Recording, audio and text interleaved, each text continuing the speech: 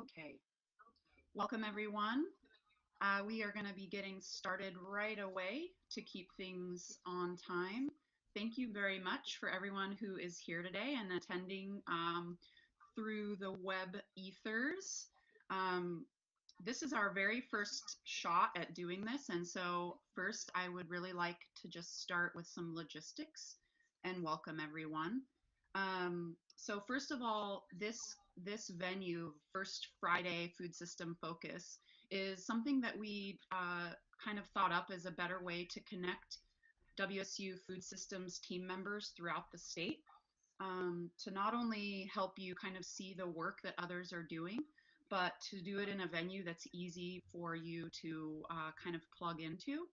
So basically, our goal is to highlight a team member somewhere in the state and specifically look at a project that they have worked on or that they're currently working on, and how it relates to one or all or several of our focus areas. So today, Clea Rome, who is the Extension Director in both Clallam and Jefferson Counties. And she is going to be sharing a story about some work that she has been doing there. Um, First of all, for those of you that are joining us, I just want to give you a little tour of kind of some of the things that you can do.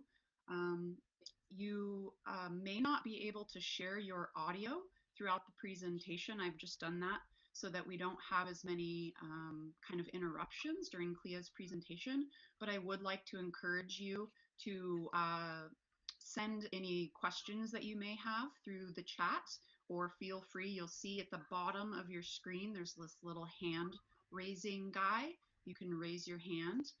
Most efficiently would most likely be to kind of wait towards the end. Clea will be presenting for about 30 minutes, and then we'll have time at the end for kind of more discussion and question answer. So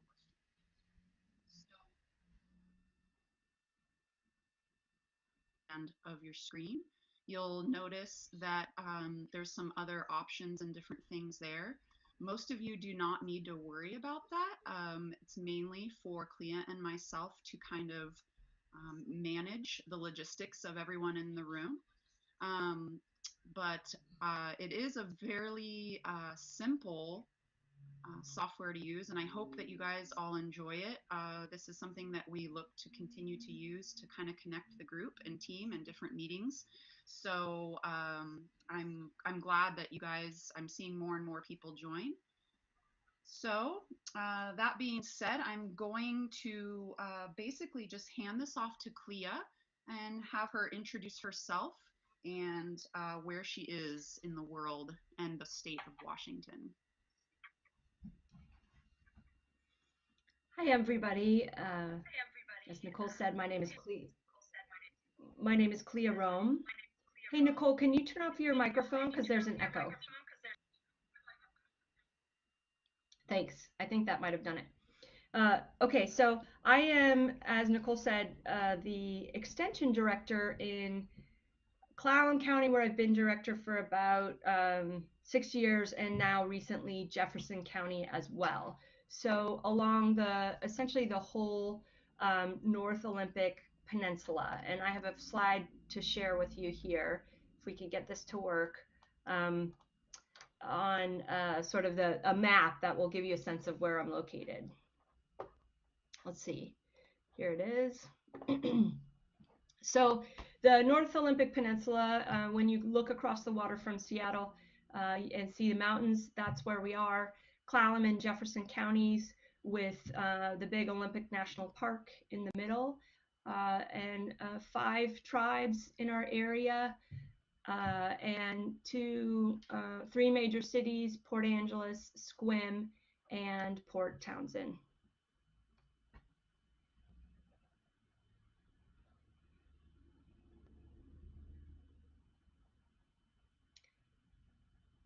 So my work here in the office has been, we have a small extension office, or Clallam does anyway. Jefferson's is fairly substantial, but it's been a team that I've been able to build over time, which has been a really exciting aspect of my work. And I basically have a couple of different focus areas.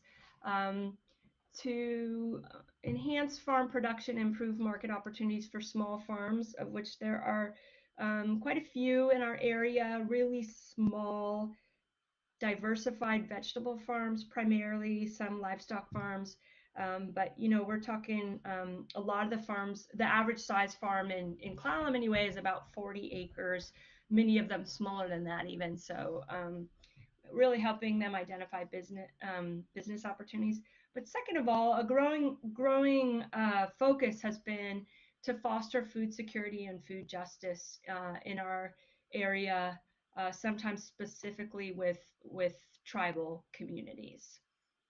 And to do that, since I'm primarily in an administrative position these days, those of you who are county directors can relate to this. Although I am increasingly doing less of the programming directly, I have a fantastic team of folks that work on food security issues in our area, including Laura Reeser, who's the Community Food Systems faculty based out of Kitsap, Carlina Braley, who's our SNAP-Ed coordinator in Clallam, Megan Davis, who works on our waste reduction programming in the county, and this is a partnership with our solid waste department.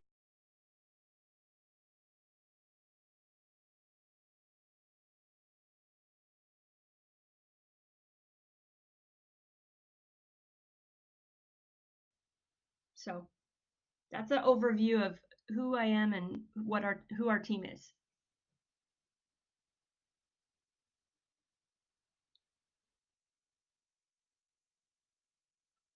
Thanks, Clea. I have to remember to unmute myself. So could you Yep, tell I us can a hear you. little bit more about how, well, first of all, you touched on some of the things that you focus on in your area. Um, what are some of the specific actions that you're taking currently and some of the specific projects? I would love for you to talk about some of the work you're doing with Carlina and farmers markets, and then some of your food waste Sure. programs. Yeah. So we've been so fortunate to have Carlina, the SNAP-Ed coordinator, come onto our team in the last couple years. Prior to her coming on, we had very limited SNAP-Ed funding, and we still do in comparison to a lot of counties. But prior to Carlina, we had SNAP-Ed funding for someone for about less than 10 hours a week that was really focused on direct education in the classrooms through food sense. Um, doing sort of nutrition and cooking demos for fourth graders in the classroom. It was a really limited scope of programming through SNAP-Ed. And then through some budget changes, we were able to hire Carlina as a full-time SNAP-Ed coordinator. And she has a background, her master's is in public health. And so with the new emphasis that SNAP-Ed is placing um, on policy systems and environment, it really allowed us to completely expand the work that we're doing in the county on a whole different level.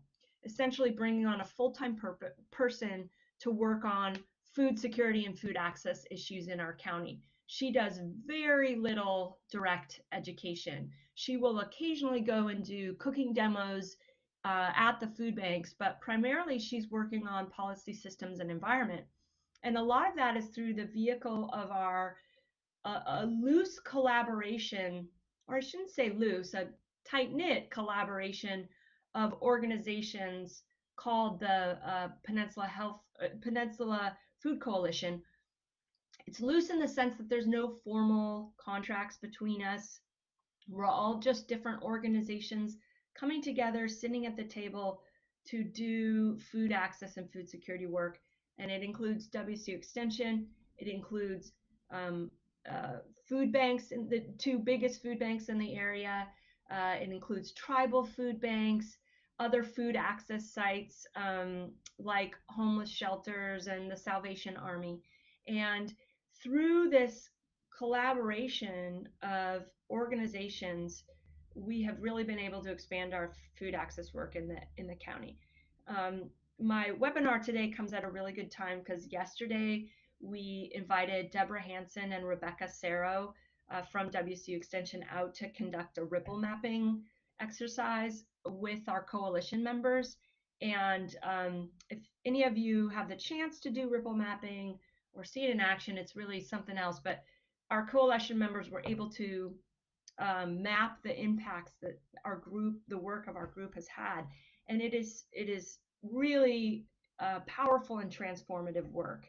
And one of the key aspects of it is that through this group, this network of folks, and our work with working on policy systems and environment, the food banks expressed that they have had a completely different shift in their mindset in terms of thinking about their food banks not as charity organizations, but actually as businesses that are engaged in economic development in the county, primarily through direct purchasing for farmers.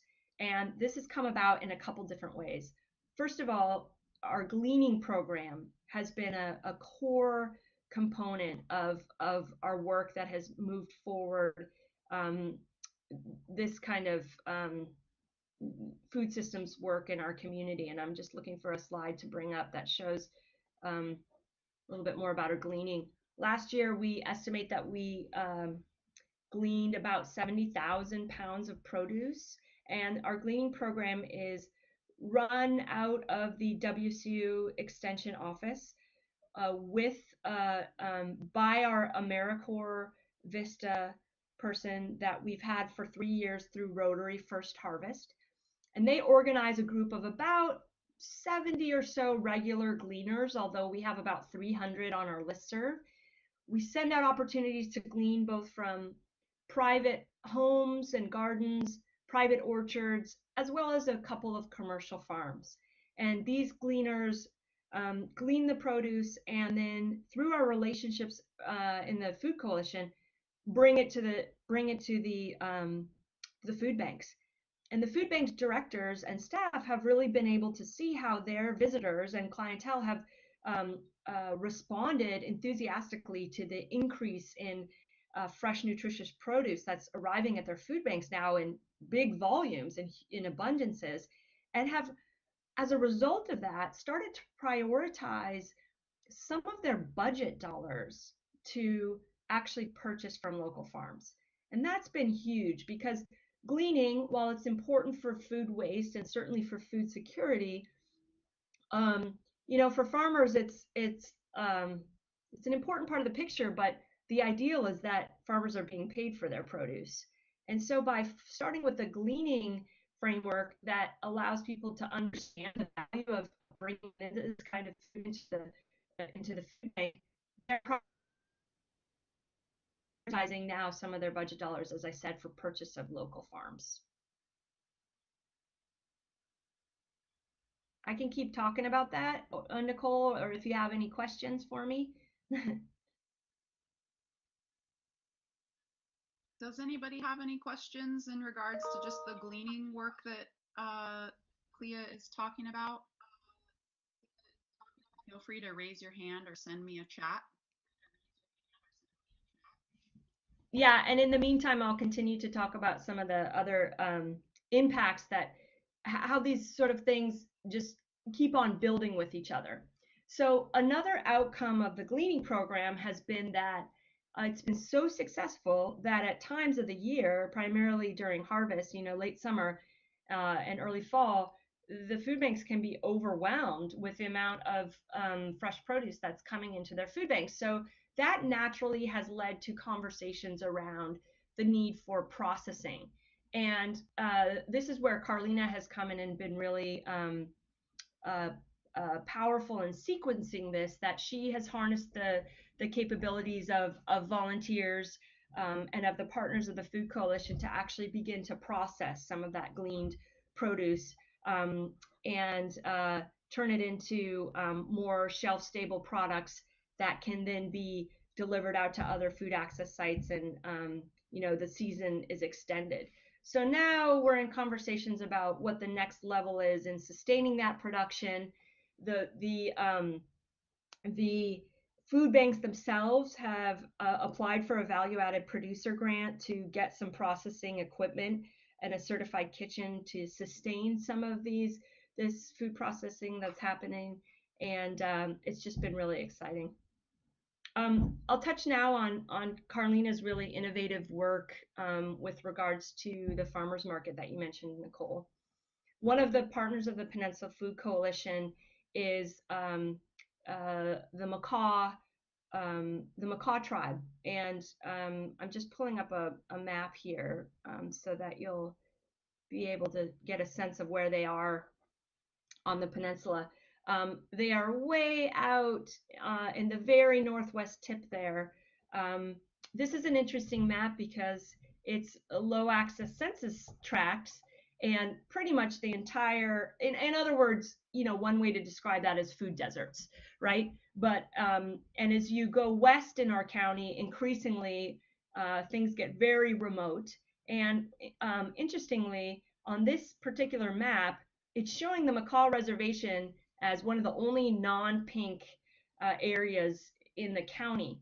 But the reality of that is that it's 2 hours from Neah Bay on the Makah Reservation to Port Angeles on a windy 2-lane road. There is the reason I don't think it shows up as quote a food desert is because there is a grocery store that's right in the downtown of Neah Bay. But to get fresh produce out there, their produce section is very small. The produce is in pretty rough shape by the time it gets there, and it's expensive.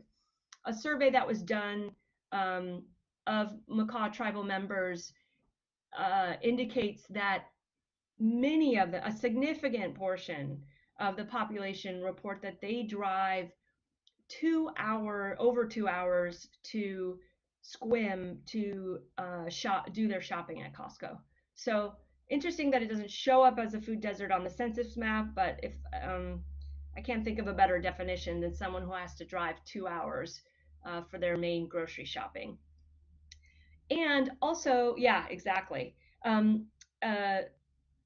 Also, the community has reported very strongly their wish and desire for a farmer's market and for more increased access to nutritious food. But the reality, as those of us who work in rural areas with farmers markets know, that they can be really, really tough to sustain in the sense that I can't think of a single farmer who would find it economically worth their while to drive 2 hours out to Neah Bay to sell possibly $20 worth of produce at a farmer's market. The populations just aren't big enough to sustain that kind of resource. So in that case, what do? Well, through Carlina's really long established trusted connections in the community, she began to have conversations with a woman in Neah Bay who has for many years had essentially a huge garden and has dreamed of having a farm stand at her garden. And Carlina's work directly helped this woman, Glenda is her name, not only establish a farm stand, but actually they were able to work with WSDA to get it an approved site for the redemption of farmers market nutrition checks, FMNP checks. The farmers market nutrition program is a program that essentially provides vouchers to low-income folks to go and redeem at farmers market so that they can kind of double their bucks. So However, the challenge has been, as I said before, there has been no farmers markets in Neah Bay. And so in the 20-year history of the FMNP program, people in Neah Bay, if they wanted to redeem their $5 checks, I think the amount is, they would literally have to drive 2 hours to the Port Angeles Farmers Market to do so. So through Carlina's work, for the first time in the 20-year history of the program, Glenda's Farm Stand now is a certified site for redeeming farmers market nutrition program checks. Another way that we helped Glenda get off her feet with this farm stand is she is an incredibly modest and humble person, and even though her produce is amazing, she was really worried about opening a farm stand and not having the enough produce to kind of sustain it through the season. And so in working in tandem with our gleaning and our farm to food bank program, which I haven't talked about yet, but that's also funded through WSDA, through Rotary First Harvest, where we get money at WSU to directly purchase from farms for food banks. It's a tiny amount of money. It's $2,000 for the whole season. We try and spread it out to really small farms that have had a lot of experience or any experience really entering into a contract for that kind of micro wholesale growing. So it gives the farmers an opportunity to get an experience with contracting.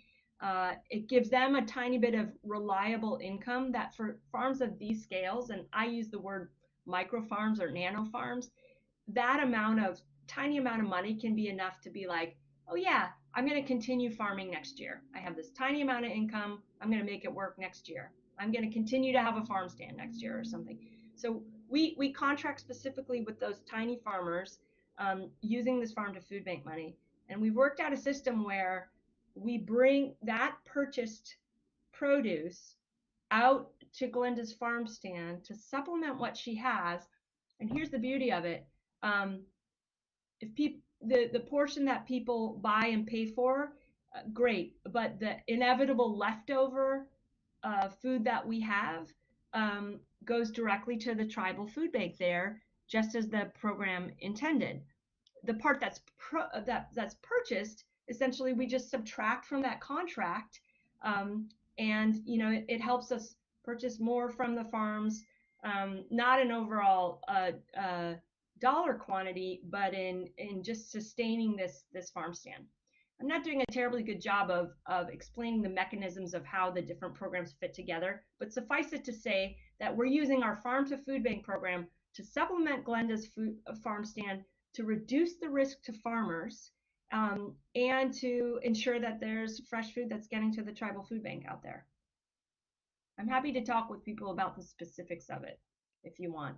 Give me a call anytime. Thanks, Clea. Could you share a little bit about some of well, first of all, you have kind of throughout your story mentioned some of the partnering organizations and things. Can you maybe share a little bit about how those partnerships developed, and then also maybe just some lessons learned along the way? Yeah, sure. Like I said, this is coming in an ideal time because I'm fresh out of the Ripple mapping with the Peninsula Food Coalition members, and just talking about the tremendous amount of success that we have.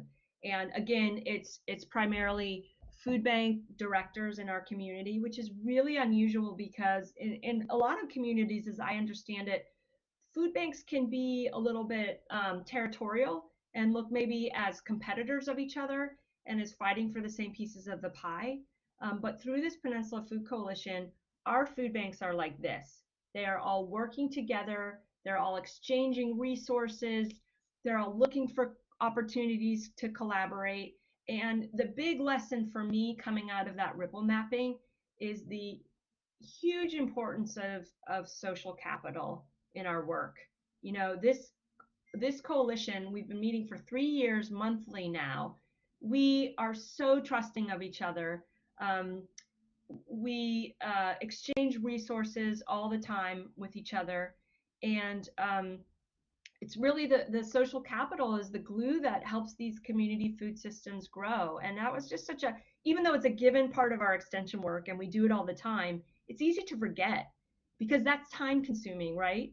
It's time consuming to build that social capital, but the payoffs in building a cohesive community food system are just huge and so valuable. And so I would say any lessons learned would be to take the time to build that social capital, to bring people together in a regular way around a common goal that is articulated and that people are all working towards. It was a huge takeaway for me.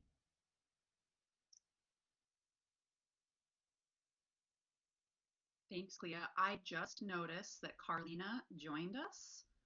I'm wondering if Yes, Carlina, do you have the ability to share your audio or video?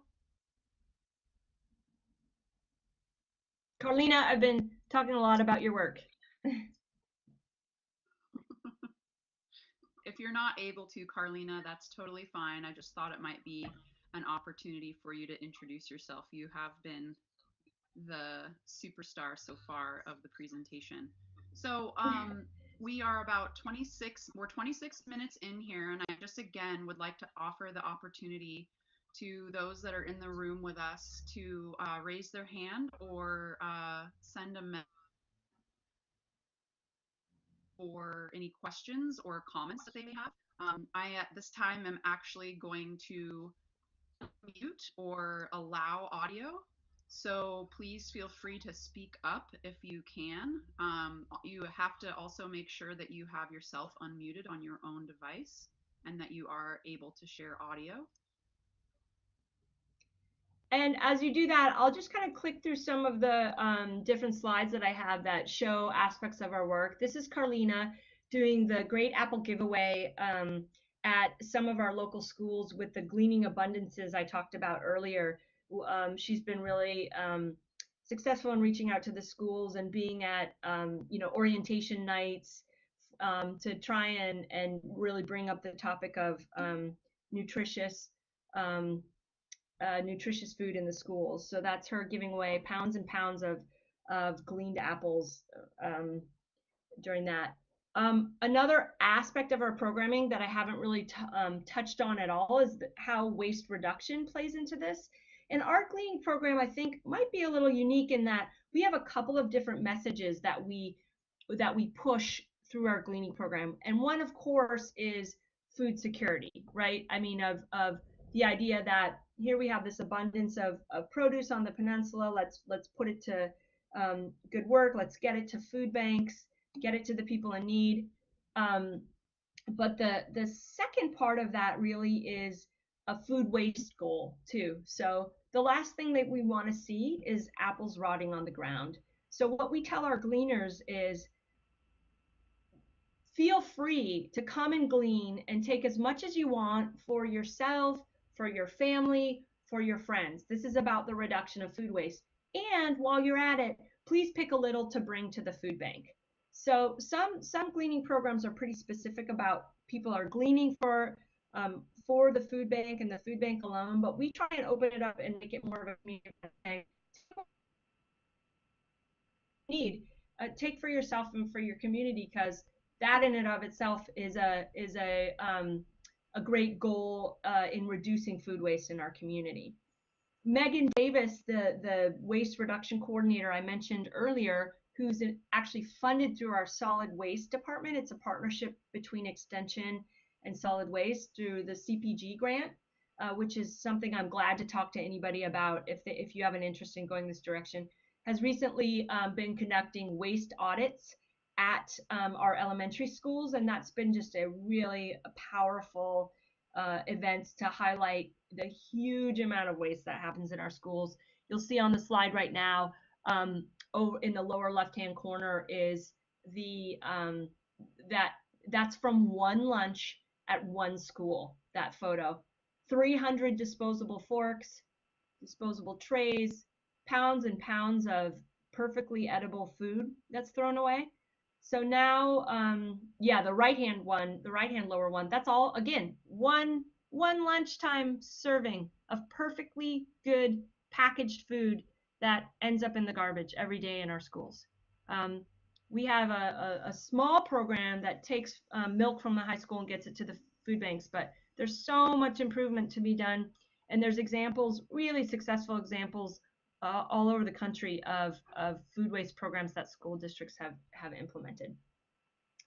A little bit more on our work with tribal communities. I touched on Carlina's project with Glenda out at the Macaw, but in the past we've also done with our food preservation specialist here in Clallam County, Betsy Wharton, who I neglected to mention as a key member of our team. We did a salmon canning preservation event with tribal members that you see.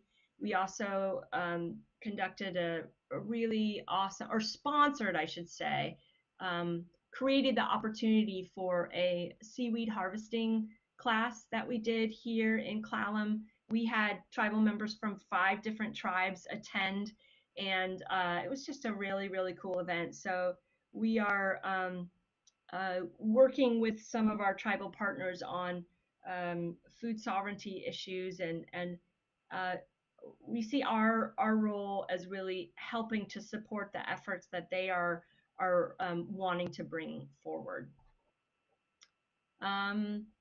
This is our ripple mapping map that we just got done doing yesterday, and you can see, you probably can't read it, but just get a sense of the huge impacts that we're having all over our community in with this really great group of folks.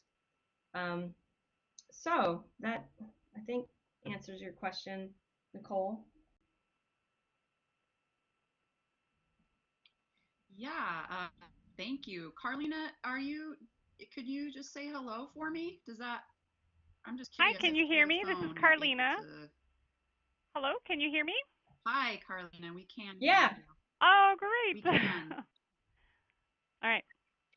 Yeah, Carlina, I was telling them about the project that you've done with Glenda, and just how we've weaved together the different programs, including Farm to Food Bank and FMNP, to make that farm stand more viable. And I don't know if you have anything to add in terms of the kinds of assistance that you provided Glenda in helping her make the leap to be able to accept those checks. Sure. This came out of a listening session that we held in Neah Bay, and listening to some of the inviting community members to come. And I think we had 50 or 60 community members come, and sharing where they're getting their food at now, and so what's assessing what's happening with the food that they are eating. And then where do they want to be getting their food from, and what types of food do they want to be getting? And so really gave us a good sense of what's currently happening and where the community wants to go. And something that came out really clear over and over again is that they want more fresh produce, and they want a farmer's market. They want to get it through methods other than a grocery store, or other than driving to the urban centers in our rural area, Port Angeles and Sequim. And so previous community assessment that the tribe held a few years prior said that the community really wanted a farmer's market, and there was efforts to start a farmer's market, but there's just really no farmers out there. And so trying to find a way to get the types of food people want to be eating in a way that they want to be accessing it really got me thinking of what is possible, and what are small steps we can take to get there. And I started asking around after I realized that there are no farmers, and started asking around the community of who's the best grower, who's the best person at growing and harvesting food. And everyone kept saying, Glenda's the best, Glenda's the best. And Glenda never identified herself as like a farmer or someone who wanted to scale up. She just grew enough for her family and to share with friends. And so she kind of took a leap of faith, knowing that working in the public health sector, that she was going to scale up a little bit more and step outside of her comfort zone, and really take on accepting this FMNP as the the easiest, simplest way to get another currency accepted other than just cash sales.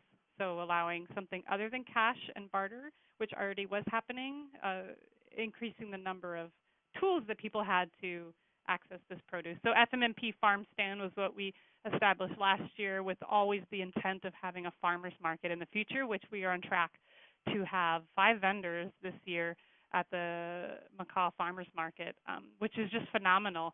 These are people who have never would refer to themselves as farmers, who are just stepping out, growing or harvesting one product oftentimes and bringing it to market. So we're pretty excited. We should be able to accept SNAP and FMMP this year also, which is pretty phenomenal. So it's people revisioning what's possible and adapting a system that works somewhere else and really and making it fit their culture and their resources.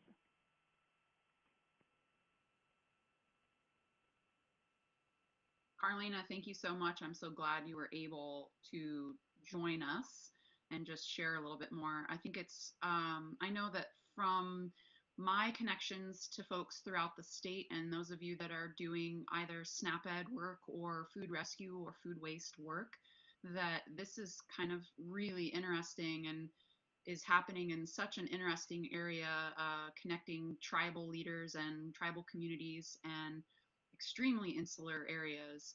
I'm wondering if there's anybody at this point that has any questions and or comments about work that is happening in their area.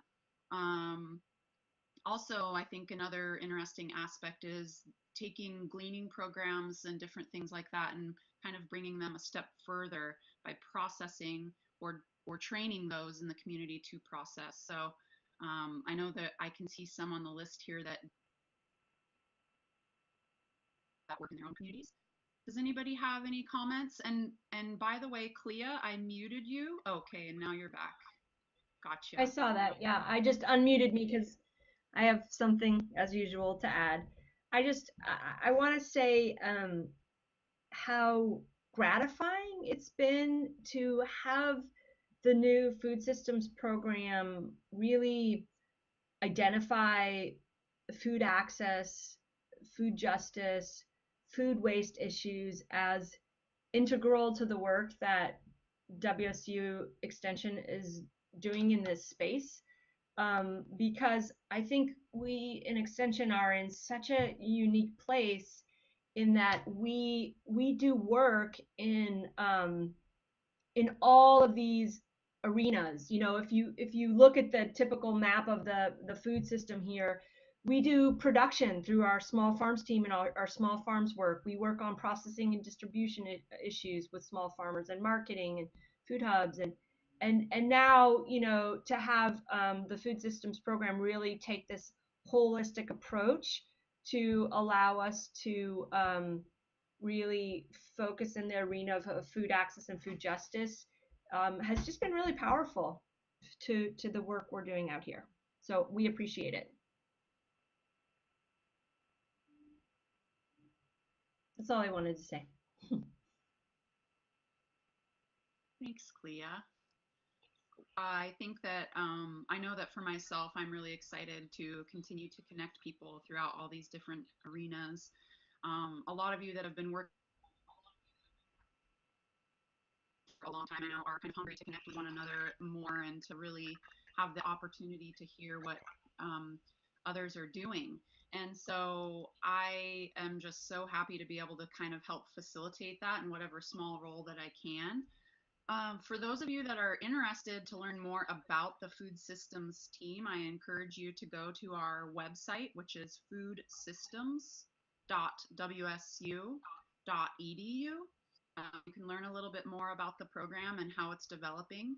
Like I said at the beginning of our presentation, these monthly webinars that we're setting up are in an effort basically to really connect our team members, which we have about 60 team members throughout the state that interact with us everywhere, from extension employees to faculty and staff, academics, researchers, and then we also have external partners as members of our team, people from PCC Farmland Trust, Northwest Harvest, Washington State Farmers Market Association, so on and so forth. And so really the work that we're trying to do as the food systems program is really to be the conveners and connectors of all of these different people, and trying to touch on all the different elements of the food system. So yeah, I thank you again, Clea, for being I would our say guinea I would, pig. And yeah, our sure, and first I presenter. would sure, I'm happy to, and I would just encourage other team members to think about doing this, because it's been really easy for me. It's, you know, I had some slides already from before, and you know, not having to prepare a formal presentation and just having a chat is about your work. It's an easy thing to do, so I would encourage others to do it too. Hopefully it was useful. And if you have any questions about what I mumbled through, please give us a call. I know, yeah, we'd be happy to. Yeah, and everyone, just so you know, I can absolutely follow up with anybody who would like any additional information about Clea's story or would like to connect with her personally. And just so you know, we will be scheduling and having another food systems focus. I think our next topic will be more production related, and we'll get to hear from another one of our food systems team members. Does anybody have any questions or comments at this point before we wrap up?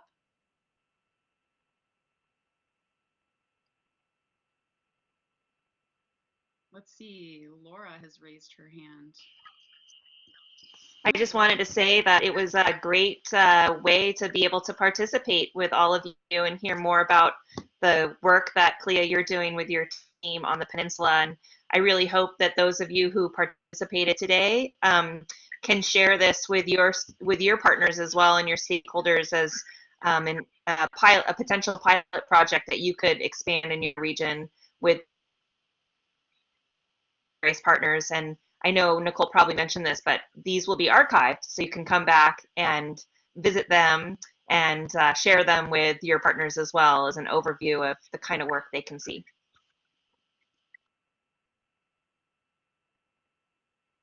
Yeah, thank you, Laura. I will, just so everyone knows, this session was recorded. We will be archiving all of these sessions as we roll them out monthly. You can share them, you can review them.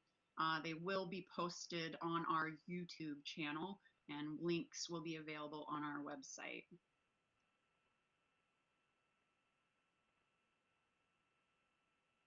Great. Well, I think that's it. Unless Clea or Carlina have anything else to add, we're gonna wrap it up. And this is basically going to be about what we're shooting for, is about a 50-minute session. So I'm really pleased with how everything went today. I hope everyone else was as well. Clea, thank you so much, and we'll see you all soon.